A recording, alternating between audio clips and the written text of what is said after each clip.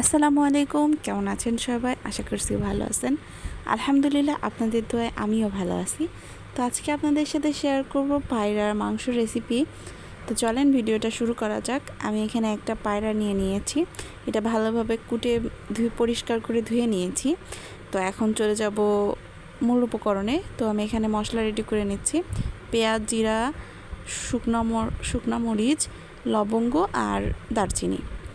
তো আমি এখানে 2টা আলু কেটে নিয়েছি ছোট ছোট করে। আলুগুলো একদম বেশি বড় করা যাবে না। তো মশলাটা আমি বেটে নিয়েছি। এবার কড়াই গরম করে আমি তেল দিয়ে দিব। আজকের রেসিপিটা আমি মাটির চুলায় করতেছি। মাটির চুলার রান্না কিন্তু অন্যরকম স্বাদ। তো এখন আমি মশলাটা দিয়ে দিব। তো মশলাটা দিয়ে আমি ভালোভাবে কষিয়ে নিব। এটা ভালোভাবে এখন কষিয়ে নিতে হবে। তো এখন একটু সামান্য পরিমাণে পানি দিয়ে দিব। পানিটা দিয়ে এটার সাথে ভালোভাবে মিশিয়ে নিচ্ছি। দিয়ে দিব লবণ, ঝালের গুঁড়া, হলুদের গুঁড়া, ধনিয়ার গুঁড়া দিয়ে ভালোভাবে মিশিয়ে নিব। এটা ভালোভাবে ভেজে নিব।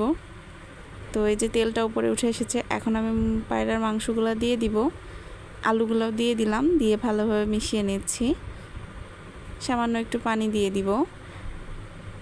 আমি আলুগুলো পায়রার মাংসের সাথেই দিয়ে দিলাম, যাতে এটা দুইটাই ভালোভাবে সেদ্ধ হয়ে যায়। তো এটা পানিটা শুকিয়ে গেছে, দেখেন তেল ছাড়া হয়ে গেছে। এখন আমি এর মধ্যে পানি অ্যাড করে দিব। তো এই যে পরিমাণ মতো পানি দিয়ে দিলাম। তো এই যে ঝোলটা অনেক গাঢ় হয়ে গেছে প্রায় 5 মিনিট পর। তো এই তো হয়ে গেছে, ঝোলটা অনেক শুকিয়েও গেছে। তো এখন আমি নামিয়ে নিব। এই যে আমার পায়রার মাংস একদম রেডি। তো আজকের রেসিপিটা আপনাদের কেমন লাগলো অবশ্যই কমেন্টে জানাবেন, এবং ভিডিওটা ভালো লাগলে অবশ্যই শেয়ার করে দিবেন। আসসালামু আলাইকুম, সবাই ভালো থাকবেন।